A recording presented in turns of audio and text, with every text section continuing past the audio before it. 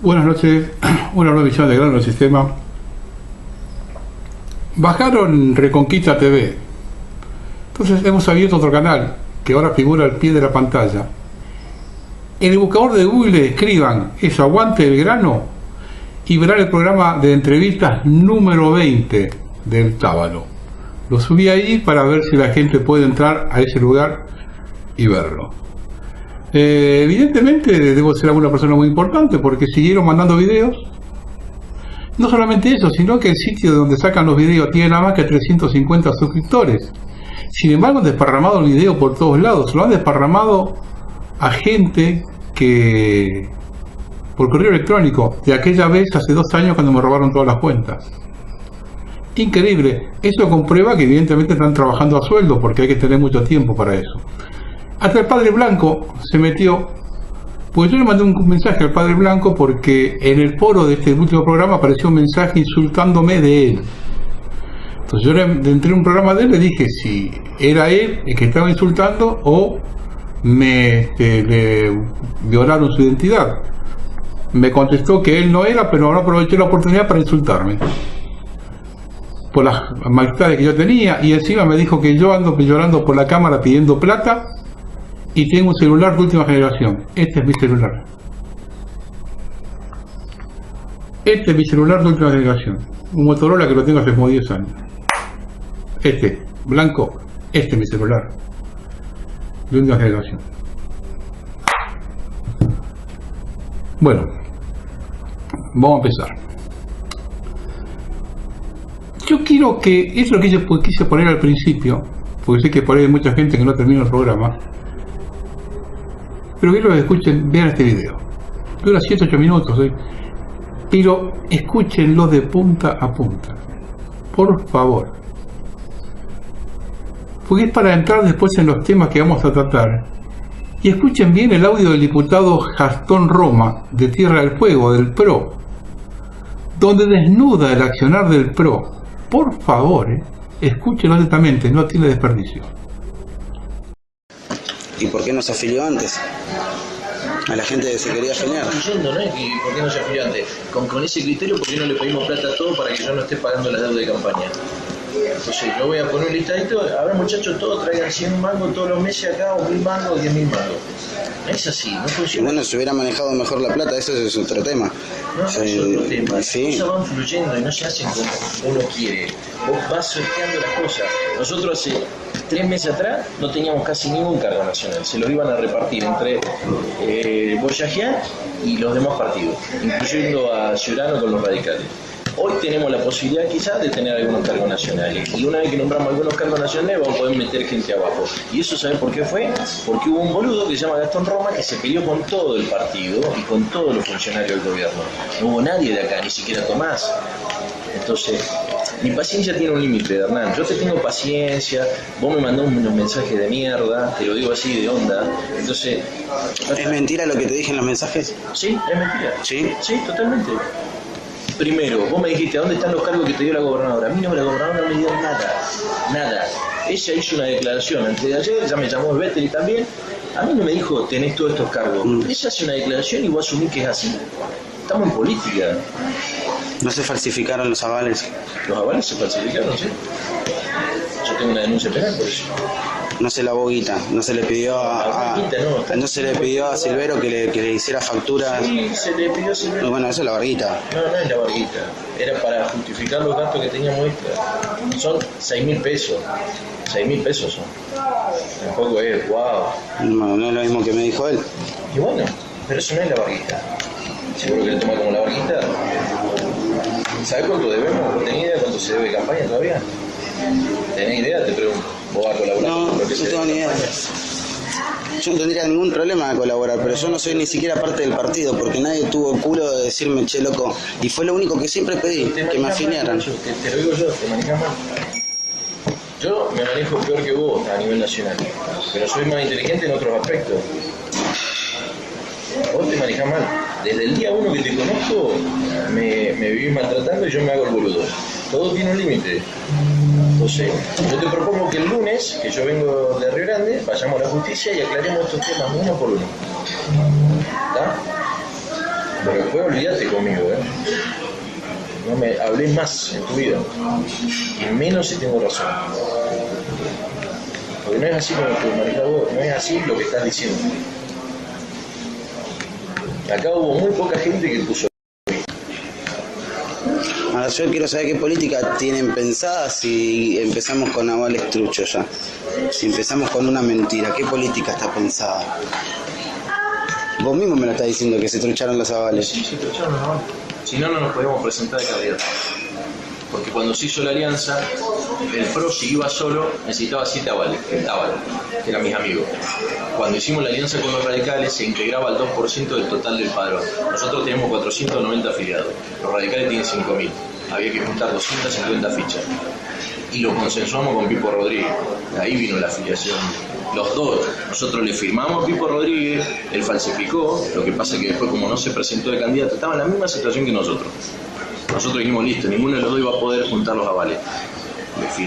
Yo le firmé a Canals, fue la noche que le firmé, él sabía que estaba trucho, y lo mío, él también sabía que estaba trucho. Los dos nos firmamos y le impugnamos a la otra lista, a la tercera lista, que era de Melellán, por la misma situación que nosotros estábamos en impulso, porque eran del Frente para la Victoria, eran radicales K, no sé si te acordás. Después él retiró su lista, lo llamó a este pibe de Río Grande, a Romy Ponce, que estaba enojado porque había perdido, y me metió la denuncia. Así fue. Por eso, ¿qué política van a seguir si ya empezamos con una mentira? ¿Pero vos pensás que la política es toda honestidad y transparencia? La política lo que más tiene es pragmatismo. Si vos querés tener un candidato, una banca, y las reglas del juego no las podés cumplir en ese momento, ser pragmático, no, si no violás ningún pacto extraño, me parece que no sé, a mí es una cuestión moral media compleja la que me estás planteando. Yo te diría que no es política... compleja, hacer las cosas bien o mal. Bueno, vos lo ves así, yo lo veo diferente. Es respetable lo que vos decís. Es más, te diría que debería ser así, pero volvemos otra vez. Esto no es una teoría pura de la política, es la praxis de la política. Sí, me cago en el resto para salir beneficiado yo. ¿En quién nos cagamos? ¿En quién nos cagamos? ¿Te perjudicó a vos? Sí, pero es una mentira. O sea, yo voté una mentira. Vos nunca mentís. Yo voté una mentira. Digo, vos nunca Pará, mentís. ¿vos lo votaste a Mauricio? Sí. ¿Qué dijo que iba a hacer Mauricio los 180 días? ¿Cumplió ya todo? ¿Vos pensás que te dijo el 100% de verdad? No, yo cumplí, pero también el país está destrozado. No, vos podés justificar lo que quieras. Ahora, Mauricio dijo un montón de cosas que no las va a cumplir nunca, porque si no, no lo votaban. La política tiene dos etapas, una fase agonal y una arquitectónica. La fase agonal es la lucha por el poder. La traducción es eso, lucha por el poder. Hay libros, ¿cómo se llama el del agua? Prelot, habla claramente. Es el escenario donde vale todo. Y es así. Lo que pasa es que yo te recomiendo humildemente. Hay 2 o 3 autores que por lo menos tenés que googlearlo y ver qué dicen. Maquiavelo lo leen todos los políticos y muchos lo aplican mal de lo que deberían. El fin justifica los medios, entonces. No es el fin. Se va a consensuar una lista. En el PRO no ha habido internas en ningún lado. La única interna fue la de Michetti y Horacio Larreta, y Mauricio le bajó todo el aparato a Horacio para que queden claro que las internas se hacen si él quiere. ¿Es democrático? No, pero este partido no es un partido democrático. Este partido es de Mauricio Macri. Que no se le olvide a nadie, no es el partido de todos. Es un instrumento. Hay un libro muy bueno que escribió la oposición que se llama La máquina electoral. Construyeron una máquina electoral, nada más. Te estoy dando ya cosas de espíritu político. O sea, no piense que este es el partido de la gran democracia. Pero no tome esto como que soy yo. O sea, le pasa a todo el país. Todas las provincias tuvieron intervenciones cuando no estuvieron de acuerdo con Mauricio. No se salvó una provincia, incluida la provincia de Buenos Aires, que era el primo el que la manejaba, fue intervenido. Entonces, vos tenés que googlear, leer, ponerte en política online, revisar qué pasa en otros distritos con el PRO, quién putea, quién no putea, y vas a tener un panorama. Entonces, si vos me hubiese llamado bien, a mí me hizo mucha calentura lo tuyo, porque no solo el puterío, llevar, traer el quilombar, en decir y que vamos a hacerlo mierda, las denuncias penales, Volpi también, todas esas boludeces no resuelven nada, no resuelven nada. El otro día fui a hablar con el juez en Buenos Aires, le digo, tengo una denuncia penal por falsificación del aval, me dice, vos sos diputado, sí, tenés fuero, sí. Olvídate, me dice, porque el expediente no va o sea, va a suceder que va a estar 2 años dando vuelta y después cae. Me dice, las causas de ese tipo no van a pasar, porque es una causa, en la política se usa mucho, lee toda la cantidad que hay de falsificación. ¿Por qué? Porque pasa esto, ¿cómo hace para juntar 10.000? No hay un procesado y un preso por falsificación de cosas electorales, no hay. Pero bueno, es una cagada ya estar procesado para mí, ¿entendés? No procesado, sino con la denuncia. Y Romy, ¿sabe por qué lo hizo? De caliente lo hizo. Bueno, escucharon cuál es la metodología de esta gente, ¿no? Bueno, ahora escuchen del mismo Gastón Roma quiénes son los que promueven esa tecnología. Él dice directamente quiénes son los que están manejando la política de Cambiemos. Véanlo. Bueno, en principio la masonería argentina está en un proceso de expansión. Las nuevas autoridades han iniciado un proceso de vinculación intrapaís y con los países hermanos a los fines de estrechar lazos fraternales y consolidar la presencia masónica. En este momento el partido de gobierno tiene varios ministros, secretarios y hay jueces y diputados, senadores que son masones y estamos trabajando para poder plasmar en la gestión los valores masónicos. La Argentina supo tener muchos presidentes masones hasta la década del 40 y después entró en un proceso complejo que casi la divide y con la reunificación se comenzó un proceso nuevo para impulsar a los hermanos a la faz política, para que lleven los valores de la masonería a la política y por ende al pueblo. Estoy muy honrado de tener la presencia del gran maestre de la masonería haitiana, del Gran Oriente de Haití, que me ha recibido fraternalmente. Es un honor y un gusto traerle los saludos de nuestro gran maestre Nicolás Breglia, del Gran Oriente de Argentina, y obviamente un saludo fraternal del presidente Mauricio Macri para todo el pueblo. Como mínimo, el 50% lo va a seguir votando. Sigan participando, señores.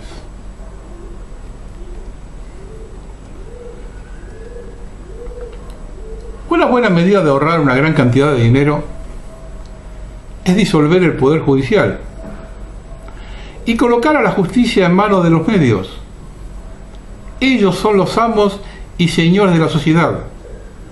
Determinan a quién hundir y a quién promocionar. Lo venían haciendo hace mucho tiempo atrás, esto no es nuevo, pero con el caso de Telma Fardín todo quedó al descubierto. La Fiscalía no había determinado una sola diligencia y D'Artés ya estaba condenado de por vida. Y en estos días se han visto que en los medios cosas lamentables, como feministas acusando a un abogado de cualquier cosa por defender a D'Artés. Un abogado estudió para eso. Y un periodista de primerísima línea, a la tarde, discutiendo con un abogado que pedía que se trate el caso a derecho, y ya el periodista daba por sentada la violación. Y el abogado fue que le dijo, todavía no se hizo ninguna diligencia en el juicio, en la denuncia. Ni siquiera se pidió un exhorto a Nicaragua, dijo, y ya lo están condenando. El poder mediático es el dueño de nuestras mentes y nuestro destino. Han armado una escena de crimen perfecta y no tenemos ningún derecho a criticar, menos explicar que es un montaje del nuevo orden mundial. Si allí directamente los quieren lapidar cuando decimos eso. La realidad es que armaron un cuadro similar a la película de Franchella con Los Pilato y un equipo de producción de 11 personas que ningún periodista preguntó quién lo pagó.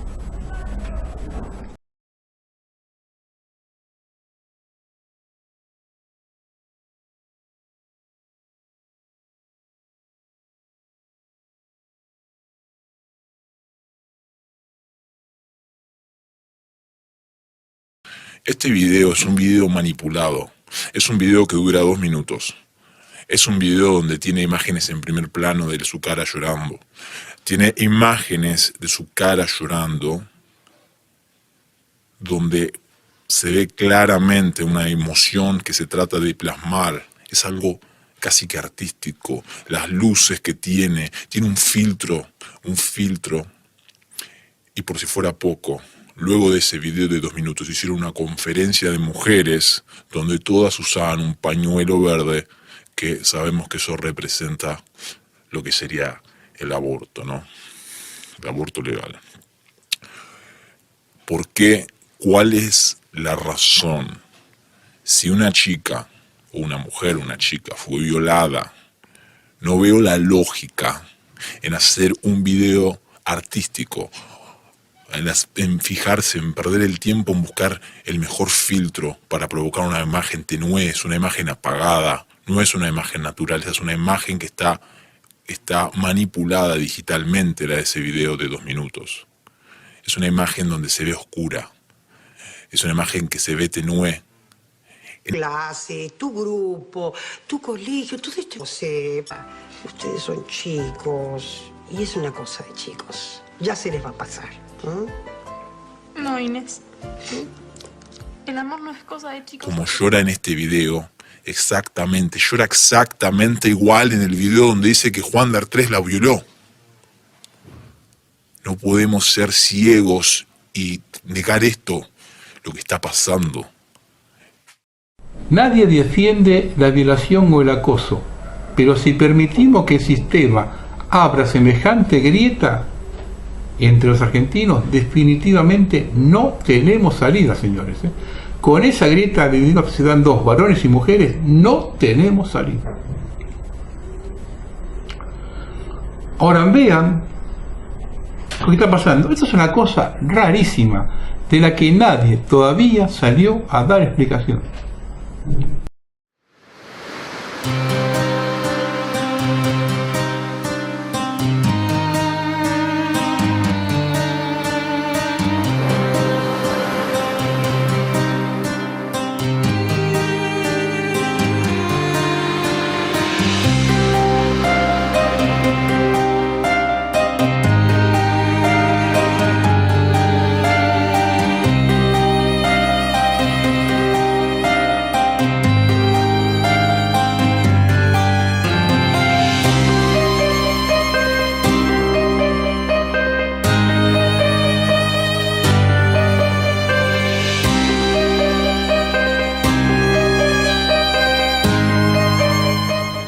Doy fe de que en ningún momento he recibido ningún tipo de maltrato físico ni psicológico.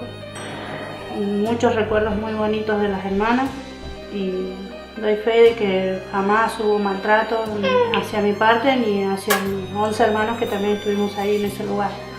Yo doy fe de que en ese lugar nunca me maltrataron, nunca hubo maltrato ni tortura. Al contrario, ellos nos dieron mucho amor. Lo que pasó ahora me tiene como muy dolida porque es como que atacaron a mi misma familia.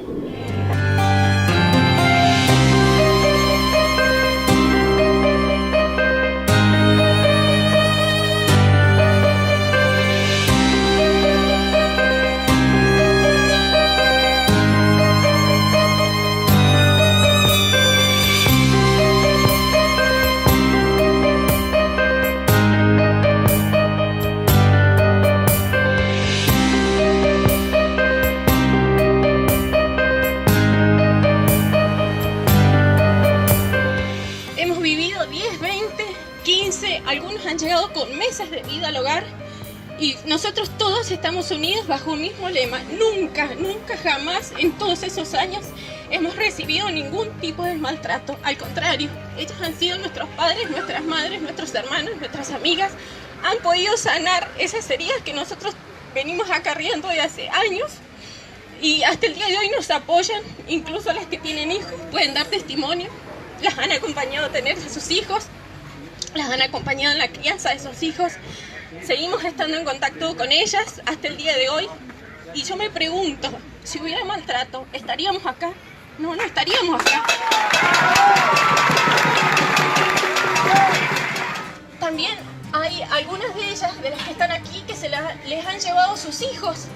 La DINAF se les llevó los hijos y hasta el día de hoy no saben dónde están sus hijos y son sus madres. Buenas, soy la madre Juliana. Ayer estuve todo el día acá en la DINAF y me prometieron que me iban a dar el permiso para ir a ver a Juliana. Quedaron que me iban a llamar a las 3 de la tarde y no me llamaron, y a las 9 y no me llamaron. Por favor, necesito a mi hija, por favor, no sé nada. Yo del viernes que no duermo, no como, que necesito saber mi hija. Por favor.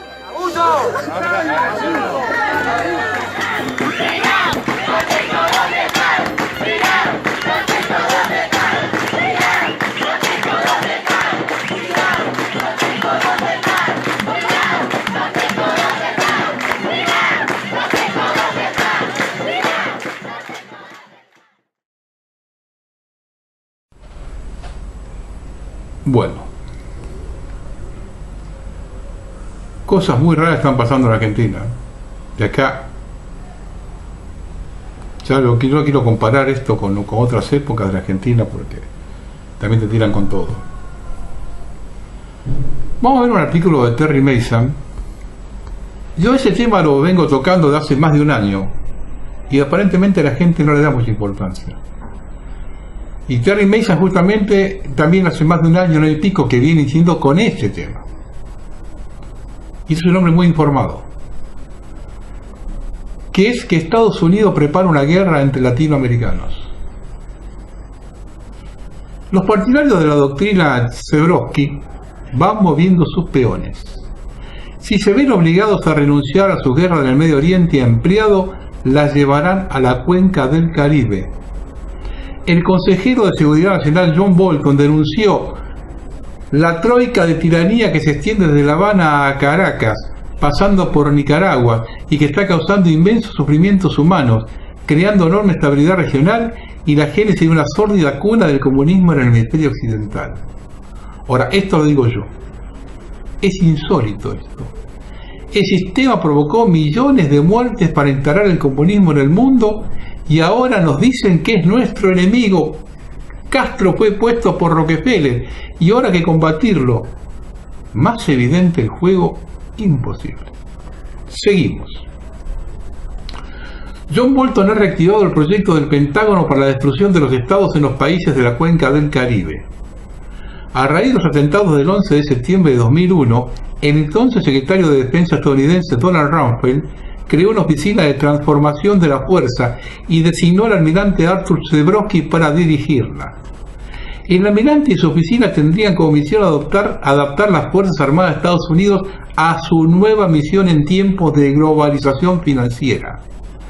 Se trataba de cambiar la cultura militar norteamericana para emprender la destrucción de las estructuras de los estados en los países de las regiones no conectados a la economía globalizada.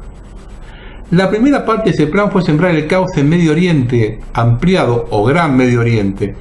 La segunda etapa debería hacer lo mismo en la cuenca del Caribe. El plan preveía la destrucción de una veintena de países insulares o con costas en el Mar Caribe, exceptuando solo Colombia y México, y de ser posible algunos territorios británicos, estadounidenses, franceses y holandeses de esa región. En el momento de su llegada a la Casa Blanca, el presidente Trump se opuso al plan Zebrowski. En cuanto a la cuenca del Caribe, Trump ha puesto límites al Pentágono al prohibirle toda operación directa. En mayo de 2018, el jefe del Comando Sur exponía abiertamente los medios desplegados contra Venezuela.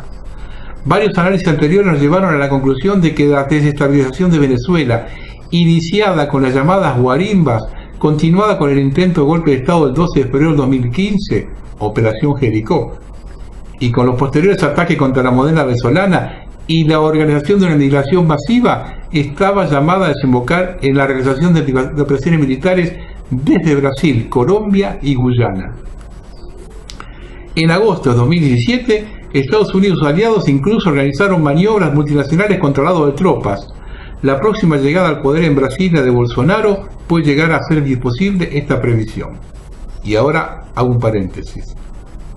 Esto cuenta con la complicidad de los gobiernos de Nicaragua y Venezuela, ¿no? Que son administrados por el catrismo. Pero aparte vean el movimiento que está poniendo China y Rusia en la región. Esto no es joda, señores. Esto no es joda.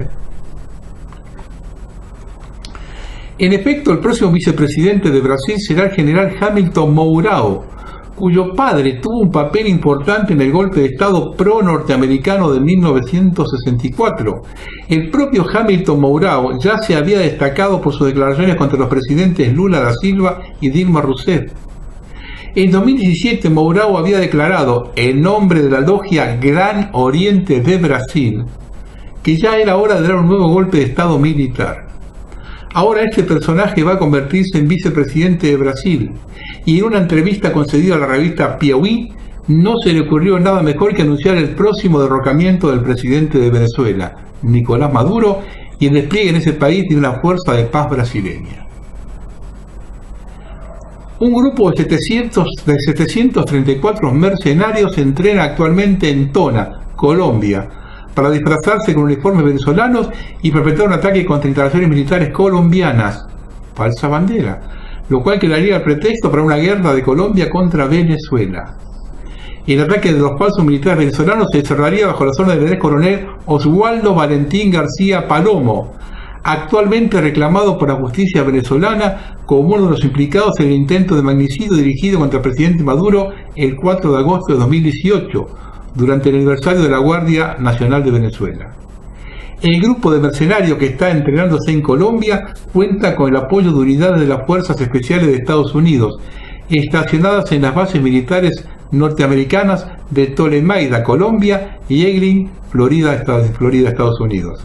El plan estadounidense incluye la toma por asalto desde el inicio del conflicto de 3 bases militares venezolanas en las regiones de Palo Negro, Puerto Cabello y Barcelona. El Consejo de Seguridad Nacional norteamericano está tratando de convencer a varios países para que no reconozcan el segundo mandato presidencial de Maduro, que fue reelecto en mayo de 2018 y debería iniciar su nuevo mandato el próximo 10 de enero. Y aquí hago otro paréntesis. Aquí hay otro hecho increíble. La reelección de Maduro es cuestionable, cierto, pero se hacen los tontos ante lo que aconteció en Honduras, Paraguay o en Brasil. Sigo. Lo importante no son las acciones militares, sino la impresión de desorden transmitida por todos estos acontecimientos. Se trata primeramente de sumir a la gente y a la opinión pública internacional en un estado de confusión que hace posible hacerles creer prácticamente cualquier cosa. Ejemplo de esto último es el hecho que Venezuela y Nicaragua, 2 países que gozaban de una imagen internacional positiva, han pasado a ser considerados erróneamente y en solo 5 años como estados fallidos. El tiempo corre y las circunstancias son cada vez más apremiantes. En 1823, cuando James Monroe decidió cerrar las Américas a la ola colonizadora europea, no imaginó que su doctrina sería interpretada 50 años después como una proclamación del imperialismo estadounidense. De esta misma manera, cuando Donald Trump afirmaba en la ceremonia de su investidura presidencial que la época de los cambios de régimen había quedado atrás, seguramente no pensaba que los encargados de aplicar su política acabarían traicionándolo. Y esto es lo que está sucediendo. El 1 de noviembre de 2018, John Bolton, consejero presidencial para los temas de seguridad, declaraba en Miami que Cuba, Nicaragua y Venezuela son la troika de la tiranía. Solo un mes después, el 1 de diciembre, el secretario de Defensa de la administración Trump, el general James Mattis, afirmaba que el presidente electo de Venezuela es un déspota irresponsable que tiene que irse.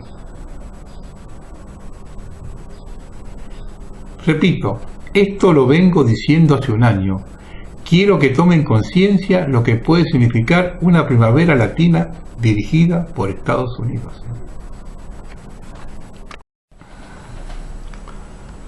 Acá hay un tema, una cosa muy curiosa que pasó en Estados Unidos. Y hubo silencio de radio. Y cuando hay silencio de radio es porque algo está pasando por atrás. Si Estados Unidos estornuda, nos referíamos todos. Por ello hay que informar lo que acontece allí. Ahora bien, esto que voy a relatar no tuvo discusión, pero debo aclarar que está escrito por partidarios de Trump, que se denominan patriotas. Es decir, esto que voy a contar viene de un lado, pero relata hechos que ocurrieron. El patriotismo de ellos no es bueno, pero para el resto, ya que es uno de los dos bandos que se disputan el poder mundial. Donald, para los norteamericanos, puede significar una esperanza, para nosotros no es más que otra vuelta de tuerca del yugo. Hecho esta aclaración, paso a la nota. Algo extremadamente significativo ocurrió en el funeral de Bush. Los sobres especiales apuntan a una justicia rápida y segura en el camino. En el último recuento, al menos 5 familias VIP recibieron la nota especial en el servicio conmemorativo de Washington, del Distrito Federal, para George Bush padre.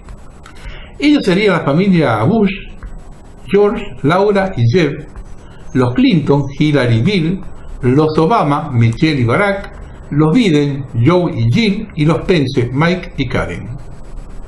Pregunta 1. ¿Por qué el remitente se aseguró que las esposas también recibieran el mensaje ominoso? Quien quiera que sea responsable de este psicópata, está claro que cada parte de este drama fue cuidadosamente coreografiado para lograr el máximo efecto. Y la pregunta 2, ¿por qué específicamente estas 5 familias de poder recibieron el mensaje secreto?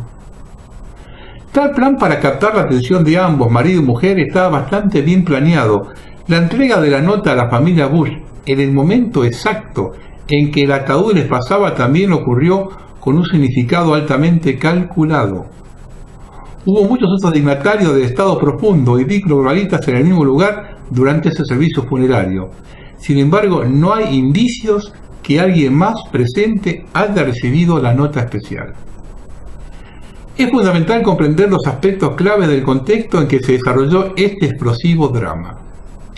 5 presidentes y vicepresidentes de Estados Unidos recibieron un sobre especial durante el servicio conmemorativo más exagerado y tergiversado de los mensajes de nuestra vida. ¿Cómo sucede eso, excepto con un diseño extremadamente útil? A pesar del servicio funerario del siglo en curso, un camarógrafo estuvo presente en todos los lugares perfectos para capturar los videos del momento en que se estaban manejando y abriendo las notas. Las imágenes de video se grabaron especialmente de tal manera que captan las reacciones de cada bit y sus cónyuges, ya sea que hayan visto el contenido o no. En primer lugar, no hay ningún otro evento en la historia de Estados Unidos que se acerque ni remotamente a esta impresionante serie de incidentes de sobres. Por lo tanto, se puede afirmar con absoluta certeza que algo muy grande sucedió y algo incluso más grande está a la vista. ¿Qué tan grande? Todo apunta a la alta probabilidad de que el presidente Trump avise a estas dinastías políticas y familias de crimen durante el funeral del estado de Bush. Independientemente de lo que vieran o cuando escucharan sobre el contenido del sobre, cada individuo fue sorprendido en formas que eran obvias y veladas. La familia Bush reaccionó con horror, especialmente Jeb Bush. Laura también estaba bastante disgustada, aunque W parecía saber que venía. Hillary Clinton era su desafiante habitual, así fue Michelle Obama. Barack no pudo ocultar su miedo, aunque lo intentó. En cuanto a los Biden, los dos estaban visiblemente sorprendidos por todo el asunto, lo que refleja una sincera incredulidad de que tal cosa podría suceder durante un funeral de estado presidencial, nada menos. En cuanto a los Pences, la cámara nunca los atrapó en el momento de la revelación, por lo que no se puede decir mucho sobre su reacción. Lo que es de suma importancia aquí es que todos estos agentes del poder político representan a la camarilla globalista del nuevo orden mundial. Ninguno de ellos vio una guerra que no les gustó. Lo más importante es que esto sucedió en un lugar altamente simbólico en la capital de la nación. Se supone que el Estado profundo tiene un control completo sobre lugares de poder como la Catedral Nacional de Washington. A la luz de las circunstancias únicas, es justo decir que Trump arrojó el guante y que lo hizo de tal manera de que todo el mundo pudiera verlo. De hecho, al llegar no saludó a los Clinton. Este punto clave informará profundamente el resto del análisis. La reacción será feroz. Es de sentido común que cuando miembros poderosos de la psicopatología hayan sido amenazados, la reacción será decisiva y peligrosa, destructiva y mortal. Allí es exactamente donde estamos hoy en Estados Unidos. Los psicópatas que han liderado esta nación durante décadas han sido descubiertos. El movimiento patriota los ha expuesto completamente por ser los traidores que realmente son. De hecho, se han descubierto y detallado tantos actos de alta traición para que todos vean que la camarilla gobernante tiene estos crímenes notorios, que las familias cometen aún más crímenes para encubrir sus crímenes anteriores. Esa es la profundidad de esta conspiración criminal de varias décadas que se remonta al asesinato del presidente Kennedy. Como resultado, estos psicópatas están sumamente desesperados, por lo tanto están garantizados para reaccionar como ratas acorraladas. En el proceso de tratar de escapar de los fauces de la muerte, después de sus tribunales militares, simplemente no hay nada que no hagan. De hecho, hay una ventana de tiempo que se está cerrando rápidamente para ambos lados de esta lucha hasta la muerte. Sin embargo, ninguna de las partes quiere actuar primero por temor a ser percibida como el agresor. La camarilla criminal del nuevo orden mundial ha ignorado la gran probabilidad de que plantear una amenaza tan temeraria solo animará a Trump a correr nuevamente, seguro de una victoria. Nunca se permitirá que lo ponga en la posición de ser procesado falsamente por una banda endurecida de villanos del Estado profundo. Debido a su peligroso déficit de comprensión, los globalistas aún están trabajando arduamente para configurar a Trump en todo momento. Al evaluar incorrectamente su verdadera situación, los agentes del Estado profundo ejecutan sus esquemas como si nadie los estuviera mirando y aún esperan resultados que podrían haber ocurrido antes de Internet. El affair de los sobres tuvo lugar inmediatamente después del peor ataque en el territorio de los Estados Unidos. Desde los ataques terroristas de bandera falsa patrocinados por el Estado que tuvieron lugar el 11 de septiembre de 2001. Esos serían los ataques de armas de energía dirigida y el piroterrorismo perpetrado contra el pueblo de California durante todo el mes de noviembre. Estas tormentas de fuego, geoingeniería y ataques de armas de energía dirigida por el estado de California no solo devastaron grandes franjas del territorio, sino que miles de personas fueron asesinadas sin piedad, en muchos de los cuales ni siquiera se han reconocido muertes. El aspecto distintivo de estos cobardes ataques contra civiles inocentes es que se llevaron a cabo en general en condados rojos y fortalezas conservadoras. Las partes muy boscosas del norte de California han estado sujetas a estas temporadas de incendios forestales fabricados durante años.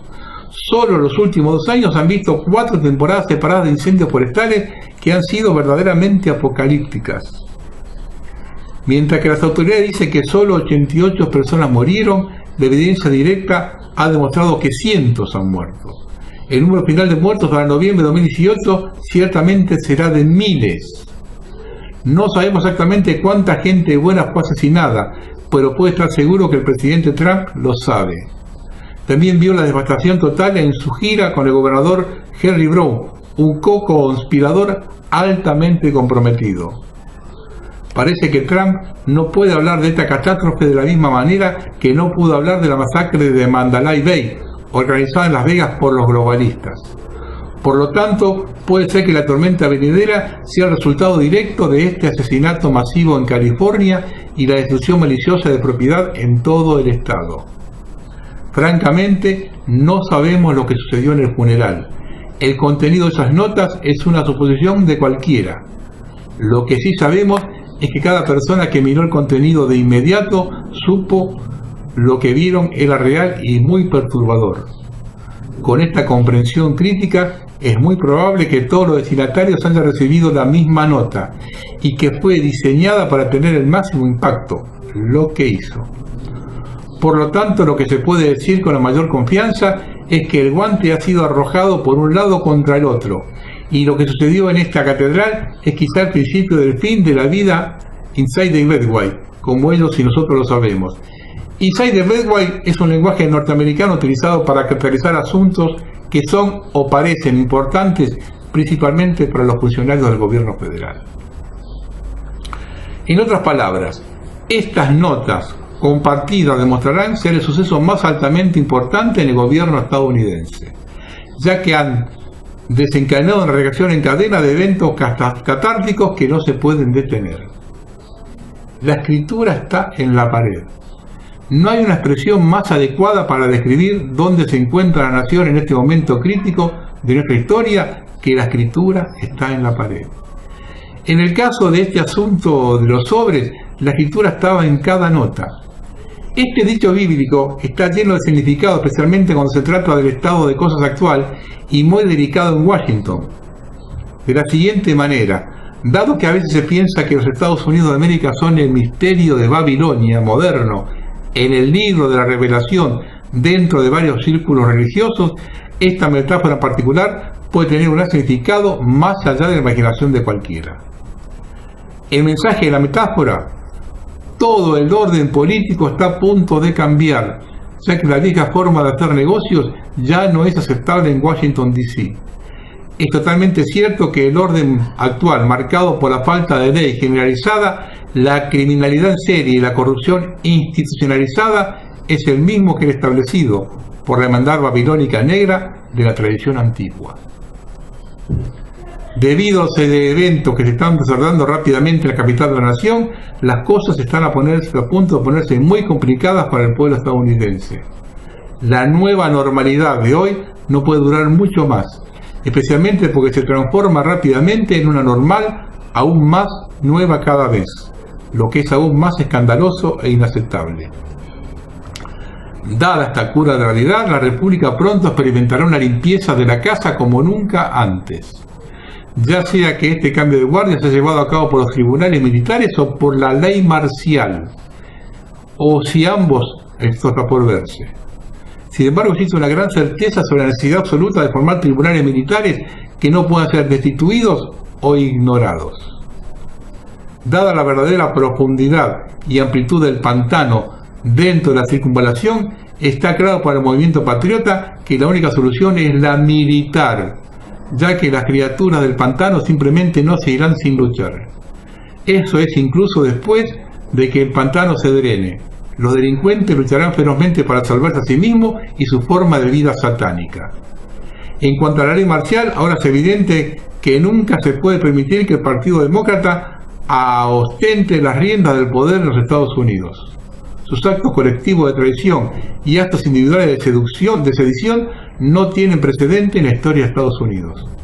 De hecho, hay tantos traidores fríos de piedra entre ellos que la única forma de avanzar puede ser una declaración de ley marcial seguida por tribunales militares para eliminarlos con éxito. La conclusión es que no se puede negar que el pueblo norteamericano está presenciando una lucha épica hasta el final. Hay dos bandas que se han unido unos contra otros para librar lo que es esencialmente la guerra de los titanes, la versión del tercer milenio. Es decir, cualquiera que sea el lado que pierda se consignará al basurero de la historia, tal vez nunca más para ejercer el poder. ¿Prevalecerán los nacionalistas liderados por Trump en este momento crucial o triunfarán los todopoderosos globalistas? Trump sabe que si pierde, el Estado profundo demócrata hará que su vida sea extremadamente miserable para siempre. Por eso, y otras razones más serias, debe correr y ganar en 2020, o de lo contrario, la mafia de Mueller lo procesará hasta la prisión. Sin embargo, es realmente la familia de Trump su verdadero talón de Aquiles, el más vulnerable a un enjuiciamiento malicioso, como lo señala el siguiente post. Si Trump rescata a partir de 2020, esta será la razón por la cual, ya que es el propósito central de la casa de brujas de Mueller. El proceso de sentencia altamente inusual del general Mike Flynn refleja una trama ominiosa del Estado profundo. No importa cómo se mire este drama del DC, que está evolucionando a buen ritmo, las cosas se van a poner realmente feas. Muy pronto en DC. Con respecto a esa eventualidad, no hay duda. Por lo tanto, se recomienda a los patriotas de todo el mundo que permanezcan vigilantes y encerrados y cargados. Los bolcheviques de la izquierda son conocidos por organizar eventos de asombro y asombro, que pueden sorprender a sus enemigos por completo. Así es precisamente con Rusia, como Rusia se hundió en la revolución bolchevique de manera tan inesperada que luego fue seguido por más de 70 años del gobierno totalitario y brutal de la Unión Soviética. un último punto esencial es que si los globalistas no logran lo que quieren con el equipo Trump, seguramente se volverán agresivos como siempre lo hacen cuando se ven frustrados. Señores, están con problemas en el norte. Yo lo dije hace como 2 años, que Estados Unidos va camino a una guerra civil. Hay que buscar los videos míos hace 2 años que lo dije eso. Veamos las imágenes de esto.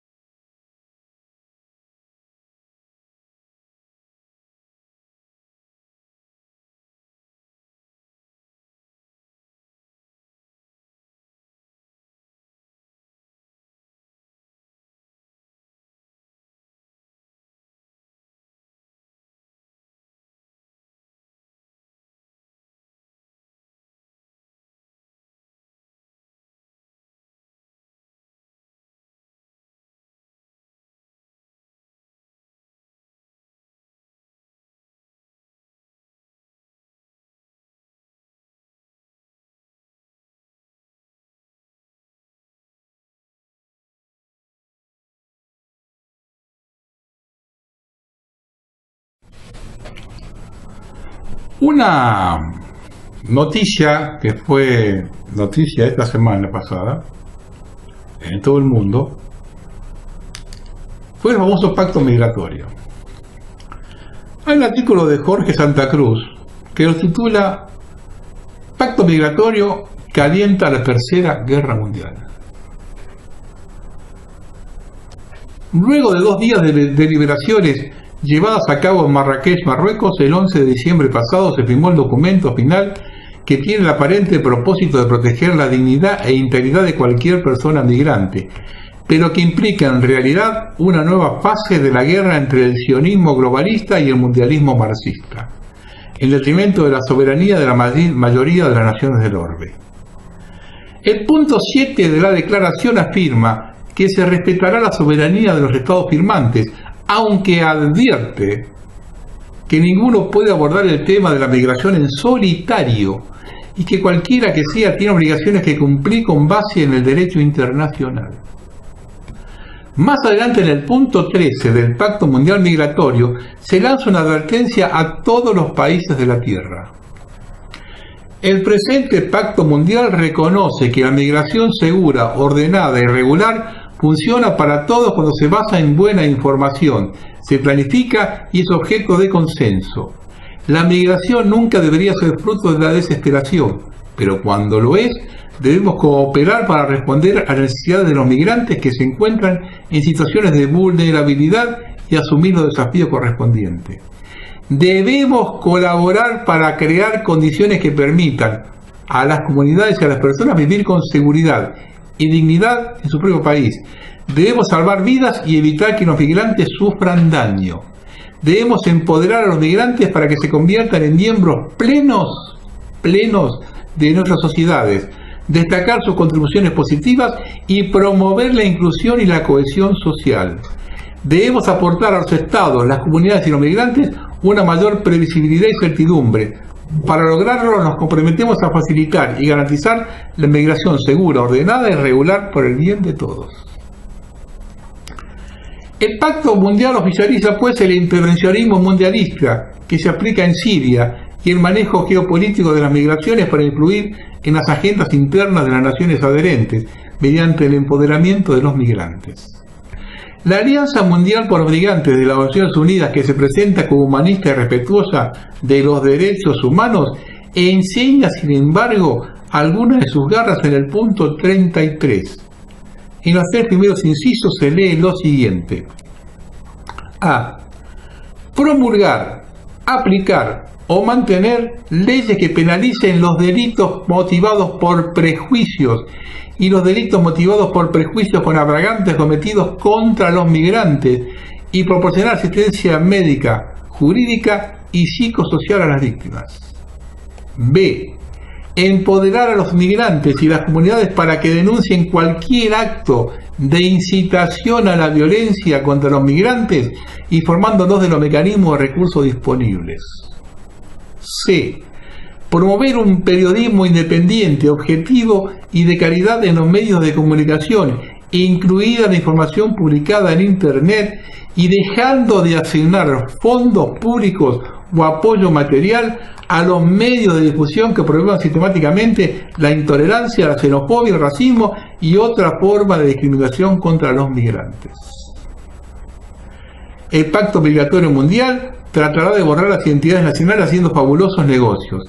El punto 35 dice lo siguiente: nos comprometemos a empoderar a los migrantes y a las diásporas para catalizar sus contribuciones al desarrollo y aprovechar los beneficios de la migración como fuente de desarrollo sostenible, reafirmando que la migración es una realidad pluridimensional de gran pertinencia para el desarrollo sostenible de los países de origen, tránsito y destino. Conclusión: el Pacto Migratorio Mundial debe entenderse en el contexto de la lucha que libran estas facciones. Ambas persiguen la preponderancia ideológica, económica, política, militar, educativa y mediática. Lo cierto es que la humanidad vive la Tercera Guerra Mundial y que su futuro está seriamente comprometido. Han escuchado bien, ¿no? Y ustedes observen hacia dónde nos quiere llevar el sistema global.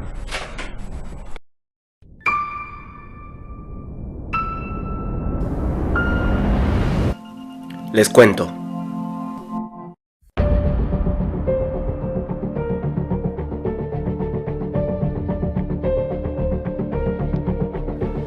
Existe un libro muy interesante que llegó a mis manos hace algunas semanas y que por su contenido, digámoslo así, inaudito, quisiera compartirlo con vosotros. El título del libro es Conspirators Hierarchy, The Story of the Committee of 300. Conspiración jerárquica, la historia del Comité de los 300, escrito por el Dr. John Coleman. Coleman trabajó para el servicio secreto británico MI6, cuya función primordial fue propagar desinformación y propaganda a través de redactores periodísticos y escritores. Al parecer, mientras Coleman se encontraba en Angola y África Occidental, llegó a tener acceso a documentación extremadamente clasificada. Luego de esta experiencia, él habría dicho: tuve que ver todo esto con enfado y cólera, lo que me incentivó a decidirme a revelar esta información a la opinión pública. Este libro explica la estructura completa de esta pirámide de poder conformada por gobiernos, transnacionales, organizaciones y fundaciones, bancos, sectores de energía, think tanks, sociedades secretas, etc. Según Coleman, el objetivo fundamental de todo este poder oculto sería la creación de un gobierno mundial y eliminar a la mitad de toda la población mundial. Los métodos a usar para alcanzar estos objetivos son mencionados por Coleman con una precisión asombrosa, si se tiene en cuenta que el libro fue escrito por él a comienzos de los 90s. Este plan contendría los siguientes puntos. Número 1. Destruye las religiones y en especial la religión cristiana y deja que todos practiquen una única religión mundial, el cual Coleman describe como luciferismo. 2. Controla cada uno de los pensamientos de una persona usando manipulación mental y seres humanoides robóticos y así establecer un sistema de terror. 3. Fuerza a la gente a abandonar su puesto de trabajo, produciendo bienes y mercancías en ultramar, utilizando el trabajo forzado y la producción barata de modo que las mercancías con el tiempo dejen de funcionar o se destruyan. 4. Debilita los fundamentos morales de una nación y desmoraliza al trabajador de modo que caiga fácilmente en el alcohol y las drogas, mientras que cada vez se va creando una población sin techo. 5. legaliza las drogas y la pornografía e importa heroína y cocaína en gran escala y así despoblar las sociedades mientras nosotros hacemos dinero con eso. 6. Mantener a las personas dependientes de los medicamentos recetados y asegurarse de que nunca se creen curas importantes para las enfermedades. 7. Ellos esperan crear más situaciones como el régimen comunista camboyano y despoblar las grandes ciudades de todo el mundo. Coleman dijo que el régimen de Pol Pot fue una creación del Comité de los 300. 8. Supresión de todo desarrollo científico, excepto aquellos considerados beneficiosos para el comité. 9. Querían que para el año 2000, 3.000 millones de personas hayan muerto, pero por supuesto, eso no sucedió. Coleman dijo que la mayoría de las guerras, genocidios, enfermedades, hambrunas han sido iniciadas por este comité. 10. Crear una crisis tras otra que mantenga a la población en un estado de miedo y ansiedad permanente, que les impida decidir sus propios destinos. 11. Convence a muchos cristianos para que piensen que están haciendo bien al donar grandes cantidades de dinero, para lo que creen que es por una causa religiosa, cuando en realidad es para el comité. 12. Organizar un aparato terrorista mundial, fomentar la propagación del terrorismo y crear más asesinos en serie. 13. Causar un colapso total de las economías del mundo y generar un caos político total. 14. Utilizar las empresas industriales para contaminar intencionalmente nuestro aire y ríos, al mismo tiempo que promover el ecologismo solicitando donaciones y fondos. 15. Toma el control de todas las políticas extranjeras y nacionales de los Estados Unidos. 16. Hacer el aborto legal y alentarlo entre las masas. Según la OMS, Organización Mundial de la Salud, en la actualidad hay más de 45 millones de abortos por año en todo el mundo. 17. Brinda el mayor apoyo a las instituciones supranacionales, como por ejemplo a los bancos, el Fondo Monetario Internacional, la ONU y todas las demás organizaciones que mencionamos anteriormente. 18. Penetrar y subvertir todos los gobiernos y destruirlos desde dentro. 19. Toma el control de la educación en América con la intención y el propósito de destruirla por completo y al mismo tiempo promover la ideología comunista. El próximo punto no solo sorprenderá a propios y ajenos, sino que creará controversia y resquemor en algunas personas que han construido en base a ellas una suerte de efigie de adoración religiosa. 20. Según Coleman, ellos introdujeron un arte degenerado y la música rock, mencionando a los Beatles y a los Rolling Stones directamente. 21. Promueve la música rock, los deseos sexuales y una nueva generación de adictos a las drogas en una escala masiva. El sexo sin sentido y una epidemia de uso de drogas se crearon para distraer a las personas de lo que sucede a su alrededor. Es lo que pude subsumir de la totalidad del texto, si se tiene en cuenta que existen fragmentos cuyos detalles son de una escalofriante precisión. Coleman desgrana en el libro este deep state y sus tentáculos, que están imbuidos en todo ámbito e institución, desde Hollywood y la industria musical hasta los monopolios farmacéuticos y la red ilegal de distribución de drogas.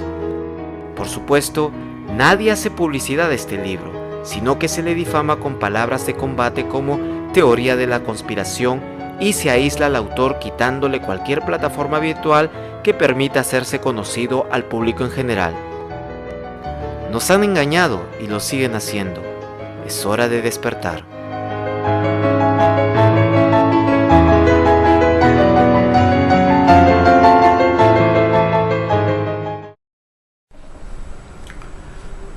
Una vez escribí un mensaje que decía, ¿no? La guerra es un gran negocio, invierto en hijos, ¿no?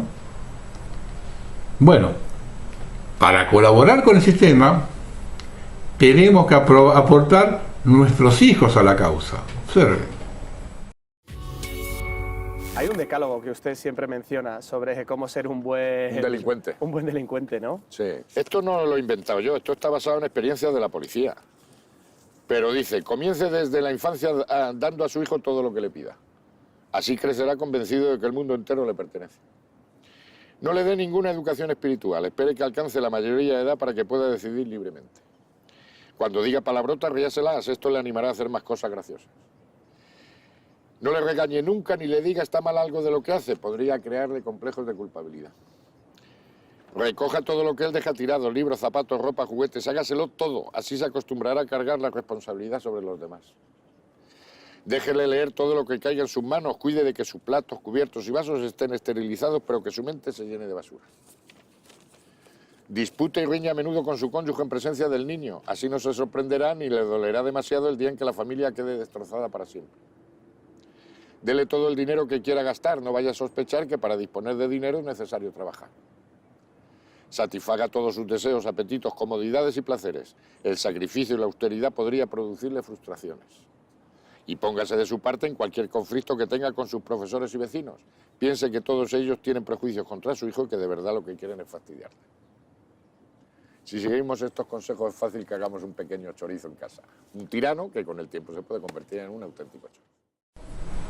¿Estamos equivocados, no? Bueno. Hay un artículo de Miguel Ángel Barrios. Es Argentina contra mano de la historia. A la caída de la Unión Soviética, muchos dijeron que era el final de la historia, pero la realidad demostró contundentemente que la historia nunca se había ido, y por lo tanto se iniciaba una nueva lógica mundial que conducía inexorablemente hacia un nuevo orden mundial multipolar, desoccidental, multicivilizacional, y donde los estados, regiones o continentales, con la matriz civilizacional propia, serían los únicos que tendrían la capacidad de autonomía o soberanía en un mundo interdependiente y asimétrico. Se vienen los estados regionales o continentales. Aparece el Estado-Nación. En el año 2008 planteamos el descenso relativo de los Estados Unidos al sistema global, el sistema mundial, y la emergencia de poderes regionales del Asia-Pacífico. Y decíamos que los Estados Unidos, China, Rusia y la India eran los estados continentales industriales con capacidad de juego en el sistema mundial. Adelantábamos que Europa se estaba transformando en un continente museo en la medida en que no resolvía su identidad entre la Unión Europea, la OTAN y el euro. También apuntábamos al papel central como estados pivot en sus respectivas regiones de Turquía e Irán. Y por último señalábamos la urgente necesidad de consolidar una doctrina de defensa nacional y de seguridad ciudadana, primero en América del Sur, para luego llevarla a América Latina y al Caribe. El gobierno del presidente Macri, de un principio, como ignorando la nueva correlación de fuerzas a nivel mundial en forma irresponsable, se alinea automáticamente y acríticamente con la política exterior de los Estados Unidos. No solo ignorando la vieja tradición diplomática argentina del derecho internacional de la neutralidad y el pacifismo en el ámbito latinoamericano, opinando sobre la democracia de Venezuela y optando por un llamativo silencio en el golpe de Estado en Brasil a Dilma Rousseff o los asesinatos de más de 100 líderes sociales en Colombia, sino que la cuestión tomó mayor gravedad cuando el gobierno argentino se inclina decididamente con la política norteamericana en Medio Oriente, a tal punto que fue uno de los pocos países latinoamericanos que se abstuvo sobre el estatus de Jerusalén en el que Estados Unidos pretende hacer la capital de Israel, y creando tal incertidumbre que si se agudiza lo que se denomina la Tercera Guerra Mundial a trozos, la Argentina corre el riesgo de ser llevado a un conflicto mundial. Es decir, sin medias tintas hay que plantear directamente el tema. O hay un alineamiento irrestricto con un Estados Unidos desorientado estratégicamente y considerado un Estado terrorista por muchos prestigiosos analistas mundiales, o estamos siendo engañados con el rostro por el gobierno argentino. Más aún, bajo la mentira del alineamiento restricto, no ha entrado un solo dólar.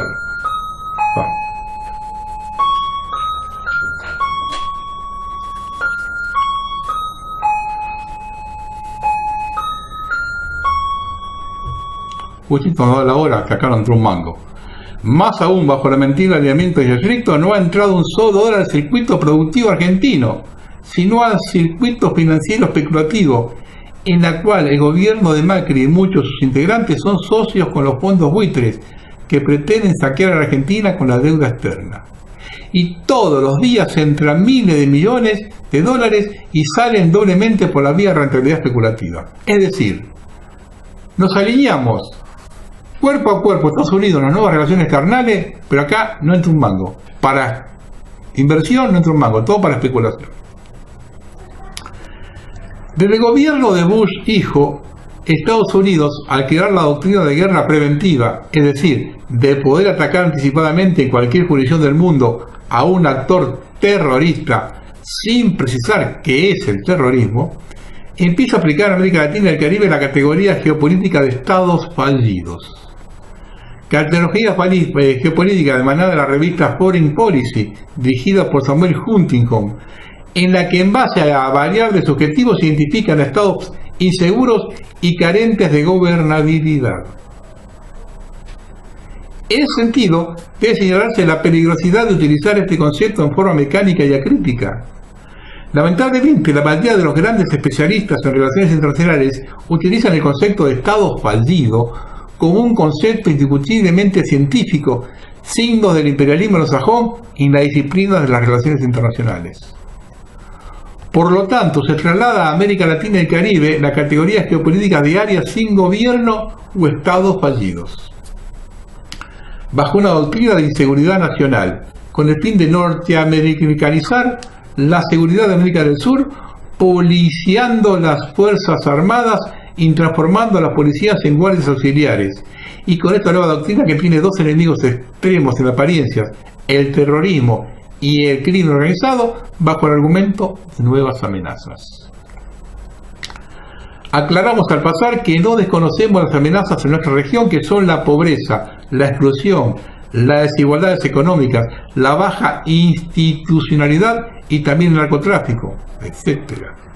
Pero aclaramos que una doctrina de defensa nacional y de seguridad ciudadana debe surgir desde nosotros mismos. El terrorismo es una táctica de la violencia con fines políticos. Las causas más profundas del terrorismo siempre son la pobreza y el crimen organizado, actor político económico que lleva a cabo diversos tipos de delitos a partir del narcotráfico, que está aliado al sistema financiero global. Por lo tanto, no hay crimen organizado sin alianza con los paraísos fiscales. Por lo tanto, nos hace pensar que la norteamericanización de la seguridad tiene una sola finalidad: apropiarse de nuestros recursos naturales y llenar de bases militares a América del Sur, e incluso con el pretexto de combatir las catástrofes naturales, muchas de ellos provocadas por ellos. Por eso denunciamos abiertamente que el gobierno argentino, desde un principio, con Patricia Bullrich como ministra de Seguridad, reorientó una política en la cual el enemigo es el crimen organizado y el terrorismo, encima la llamada triple frontera, y se lleva de su visita a Washington el compromiso para crear pronto una task force contra el crimen internacional y el narcotráfico para el noreste argentino, con analistas de la DEA. Además, la delegación argentina busca colaboración norteamericana para revitalizar un centro de análisis en la triple frontera y en los tránsitos y flujos fronterizos. Siempre fue el hito de las tres fronteras, como fruto de la hermandad, pero a partir de los atentados de la Embajada de Israel en Buenos Aires en 1992, se empieza a denominar a los Estados Unidos triple frontera. El 11 de septiembre de 2001, Douglas Feith, uno de los directores máximos del Departamento de Defensa, aconsejó la invasión de la zona porque era un santuario terrorista. Sin embargo, nunca se comprobó nada, e inclusive hay informes de la CIA que allí estuvo Bin Laden sin ninguna prueba de ningún tipo. Esto significa, con la visita de la funcionaria del fondo en el FBI y otros organismos, coartar la política de seguridad exitosa que está llevando a cabo la policía de la provincia de Misiones bajo la conducción del comisario Manuel Céspedes, que llegó a decomisar la friolera cifra de casi 20.000 kilos de marihuana. Y mientras tanto, en detrimento de este éxito, se debatía la nueva doctrina de seguridad en función del FBI.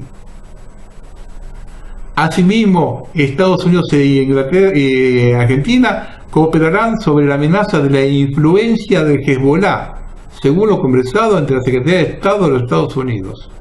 Tillerson en su gira por Argentina en el encuentro con el presidente Macri. Y a eso responde que las Fuerzas Armadas van a empezar a participar directamente en actividades antiterroristas en Argentina, según anunciado por el ministro de Defensa Aguad. Esto es la demostración definitiva de por qué Argentina no tiene una política de defensa nacional ni de seguridad ciudadana, por una sola razón, porque las mismas son dictadas desde los Estados Unidos. Y encima, cuando la dependencia con Estados Unidos nos lleva a una crisis tremenda como la de la deuda. La Argentina está metida en una trampa de deuda perpetua. Este año le caen al país vencimientos por 67.000 millones. De ese quantum de deuda, la Argentina no paga un centavo. Refinancia hasta el último pedazo de deuda que existe. Esto se explica a mí por la lógica del usura. El negocio del usurero está en que el deudor no le pueda devolver nunca el capital, porque donde gana el usurero es en el servicio permanente de los intereses. Una sangría de intereses como no tiene ningún país en el mundo, porque en ningún país se pagan tasas del 60-70% anual como en la Argentina. El gobierno Macri vino a gobernar con deuda. Ha colocado deuda, se estima en unos 140, 150 mil millones de dólares. A la deuda del Tesoro, que la recibió del kirchnerismo en unos 254 mil millones de dólares, en 2 años la llevó a 340. Deuda perfectamente impagable. El rol del Fondo Monetario no es ayudar a los países, sino ayudar a los acreedores de los países, para que esos acreedores no vean interrumpido el flujo de pago de sus intereses. Todo este ajuste es para poder aguantar mayor pago de intereses crecientes de la deuda. Y una de las herramientas clave de eso es la baja de los salarios reales. El gobierno Macri tiene un préstamo del fondo por 57.000 millones, de los cuales va a embolsar el 90%. Quiere decir que todo el pueblo argentino está siendo sometido a este ajuste brutal para bancarle al gobierno que termine su mandato. Y el gobierno va a dejar sobreendeudado al país y le va a pasar la factura al gobierno que viene. El gobierno se jacta de que las cuentas fiscales le están dando lo previsto, pero las cuentas fiscales no cierran. Cierran mientras vos estás pagando 60% de tasa de interés para aguantar el tipo de cambio. Pero eso es una sobrevida artificial. La tasa de riesgo país está subiendo. ¿Por qué? Porque saben perfectamente que el gobierno no tiene capacidad de repago sobre sus obligaciones.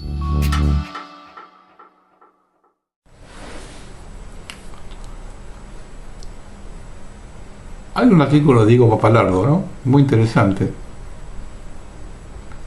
que habla del Me Too. El Me Too neofeminista es un movimiento de operación internacional con diferentes integrantes y velocidades, pero con iguales objetivos, que representan los intereses de la agenda de dominio de los banqueros mundialistas. El Me Too, en su faz verdadera, tiene objetivos tácticos como la patologización de la heterosexualidad, el acorralamiento físico-político y el debilitamiento demográfico de la masculinidad, como así también la exaltación del embrismo y la sodomía, con todos sus derivados, y por consiguiente la normalización por imposición de la tecnocracia social de las condiciones sexuales que tradicionalmente se consideran contranaturales para contribuir a las finalidades estratégicas, remodelamiento artificioso de la especie humana y la privación del poder de la libertad individual y la soberanía efectiva de los estados por la utilización general de los patrones de ideas y modos de vivir que emanan del programa de sometimiento de la maquinaria de la superélite mundial. Y observen esto. Cabecera del feminismo, como Judith Butler y Gloria Steinem, son cuerpos de trabajo de organizaciones hipercapitalistas como por ejemplo Rockefeller, Ford, Council Atlantic y, como no podía ser de otro modo, han concretado operaciones congruentes con el funcionamiento de la CIA.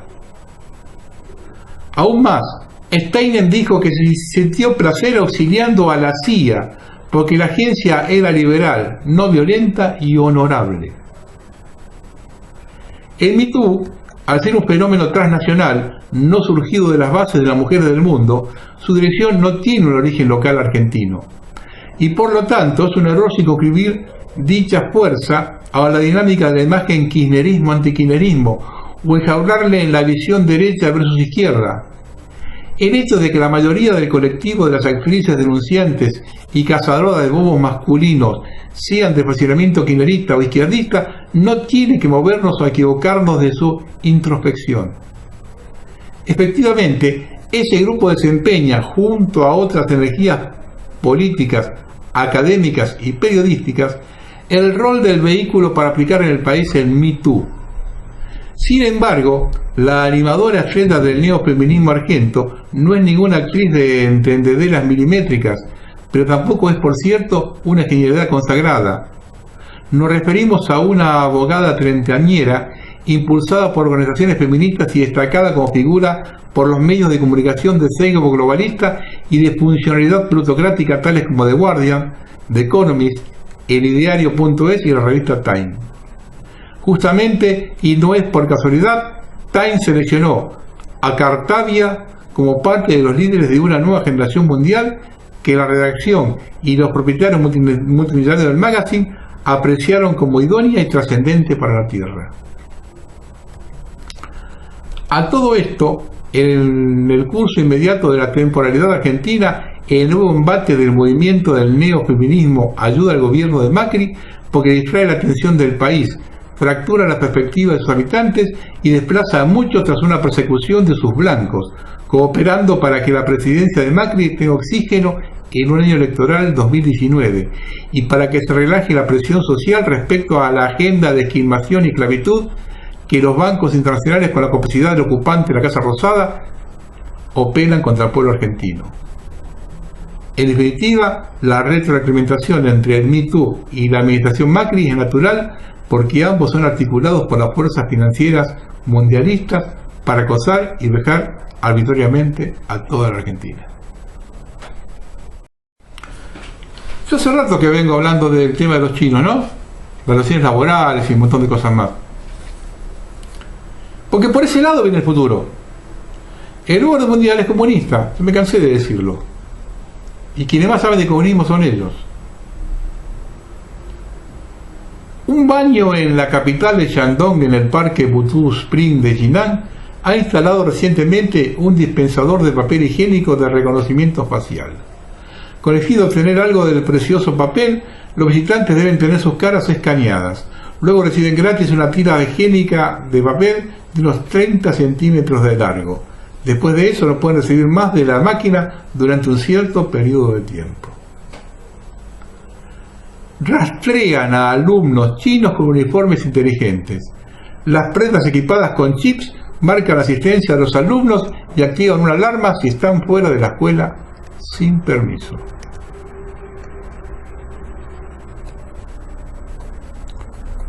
Vamos. Ese es el mundito que viene cuando yo les digo a la gente joven, ustedes son los próximos esclavos del siglo XXI. Muchos no me dan bola, ¿no? Los mayores ni hablar, directamente.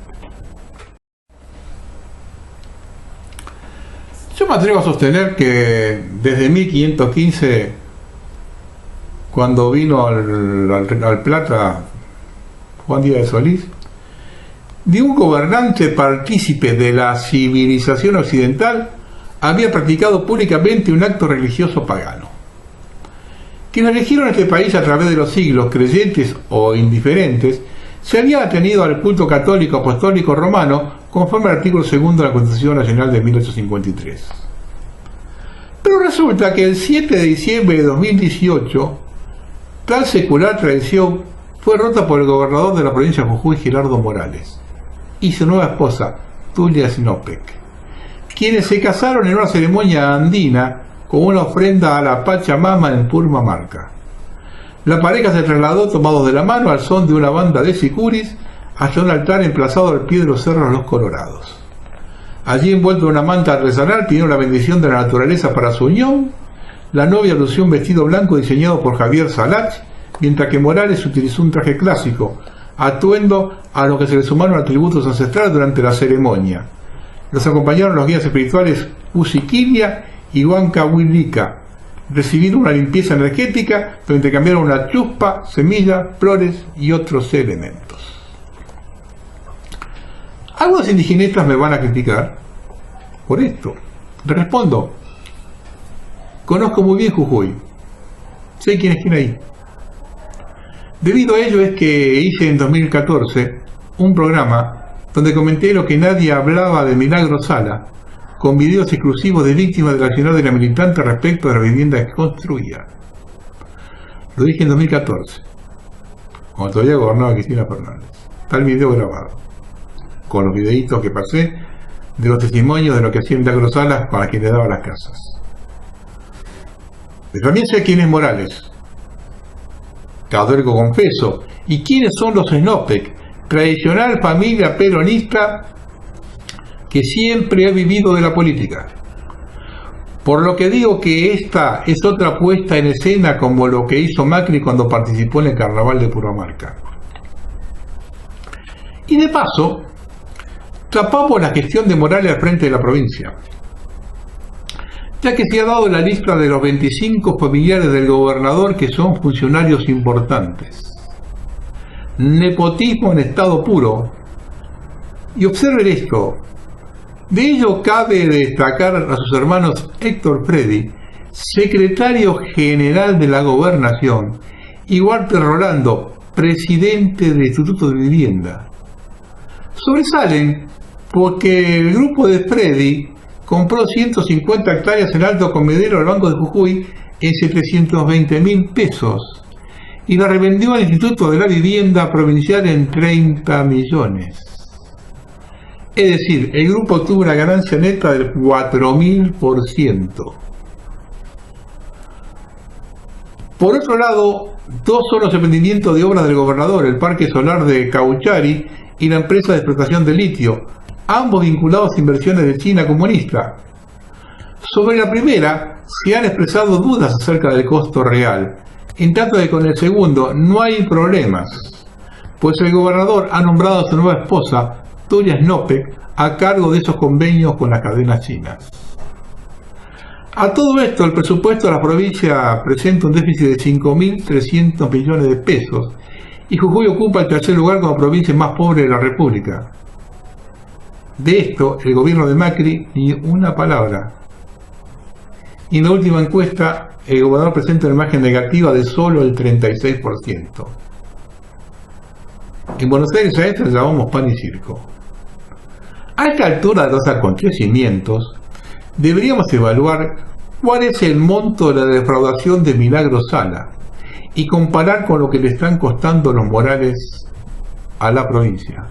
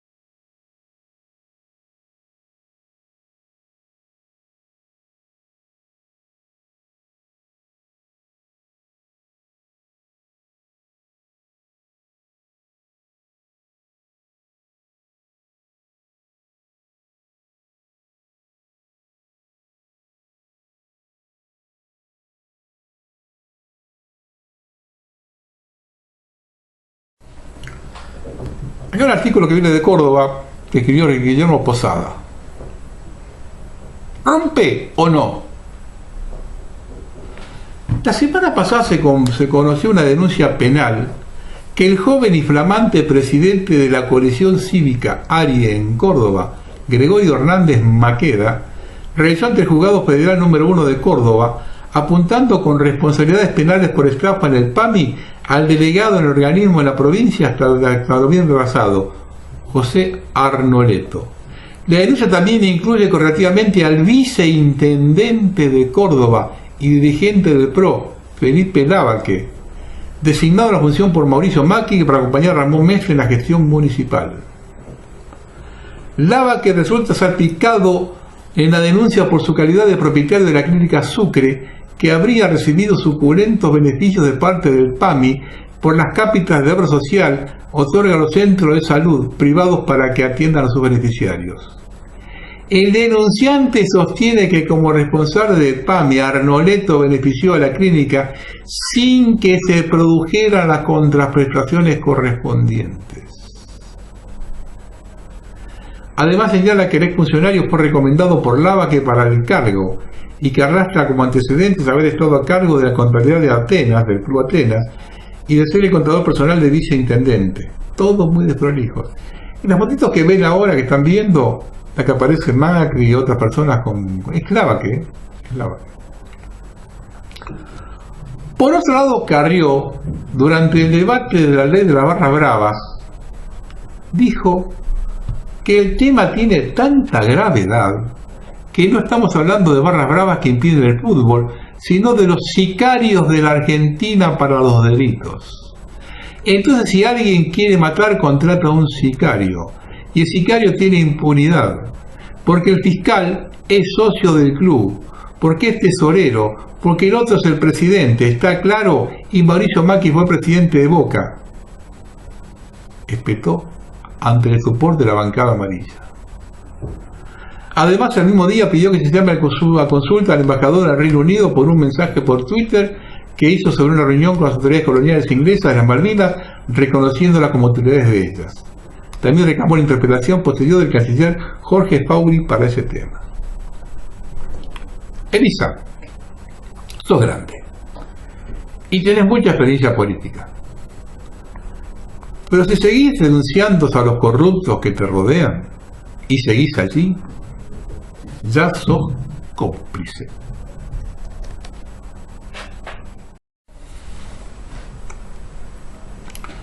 Mercurio para todo el mundo. En una sesión del Senado fue aprobada ayer la nueva ley de vacunas que entiende a la inmunización como un bien social y regula diferentes aspectos como su obligatoriedad, promoción en todas las etapas de la vida y exención impositiva. Tuvo un solo voto en contra, el de Pino Solanas. El calendario nacional de vacunación será solicitado para trámites tales como el ingreso y egreso del ciclo lectivo, la realización de los exámenes médicos por trabajo, la tramitación o renovación del DNI, pasaporte, residencia, certificado prenupcial y licencia para conducir, y la tramitación de asignaciones familiares. Yo no sé hasta qué punto el Estado puede obligar a un ciudadano a que le pongan en su cuerpo lo que no desea. El cuerpo es la primera propiedad privada que uno tiene desde el nacimiento. Mi cuerpo no pertenece al Estado, ni vivimos en un Estado comunista donde sí el Estado se apropió de los ciudadanos. Por lo tanto, no puede obligarnos a recibir vacunas. Señores, yo vengo diciendo que viene por Argentina la quieren vacía. La eugenesia ahora es legal. Estamos en Navidad. Era una Navidad bastante pobretona. Inclusive en la ciudad de Buenos Aires no hay un ambiente navideño en absoluto. Pero el intendente Rodríguez Larreta nos dejó un regalito de Navidad. A día de finalizar el ciclo lectivo 2018, ordenó cerrar 14 escuelas comerciales y el cierre de cursos de varios colegios nocturnos de la ciudad. No es casualidad, a estas escuelas con cierta modalidad nocturna concurren miles de jóvenes, la mayoría trabajadores, que por sus trabajos precarios y por haber tenido que abandonar con anterioridad la escuela por salir a buscar una salida laboral, no puede concurrir en otros horarios. Es un claro ataque también a las mujeres trabajadoras, muchas de ellas jefas de familia, que quieren terminar el secundario, pero que trabajan jornadas extraordinarias todo el día y solo pueden concurrir por la noche para terminar sus estudios. También van con sus hijos a las cursadas, porque no existen jardines maternales en ese horario. es un claro ataque a la educación pública y a sus trabajadores. Todos los docentes saben que en esas escuelas conviven estudiantes jóvenes y estudiantes de más de 30 que nunca pudieron realizar sus estudios para tener secundario. Y en las cursadas o como se notan nos cuentan que muchas veces la finalización de estos estudios es solicitado por los propios patronales, con amenaza de despido en el caso de no terminarlos, ya que el título secundario es una exigencia básica para conseguir un empleo. También concurren jóvenes que dejaron la secundaria por maternidad. Que toca la educación está liquidando, tocar la educación pública es un tiro al corazón de la Argentina. Bueno, vamos a terminar, pues si no...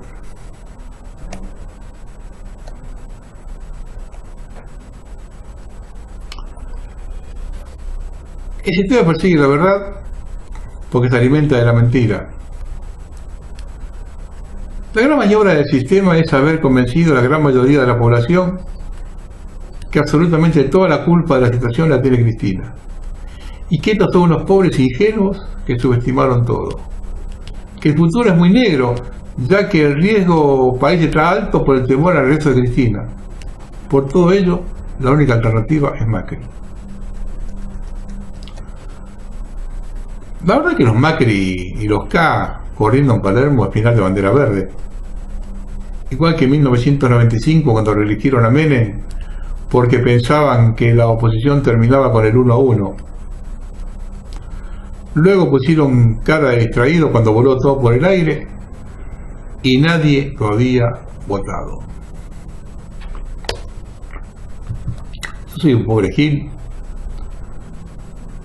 que me ven no más de 5.000 personas, gracias, somos pocos, buenos, pero somos pocos. Pocos para tratar de hacer algo diferente. Entonces el mensaje no llega, no trasciende. Hace 6 años que vengo hablando del pacto PRO-K con pruebas. Pero bueno, soy un conspiranoico. La mayoría siempre tiene la razón. Voten a Macri, que es la salvación de los argentinos. Y los que no están de acuerdo, voten a Cristina. Ya lo que pasa en Argentina no es solamente una falta de memoria, sino que es una falta de vergüenza. Buenas noches.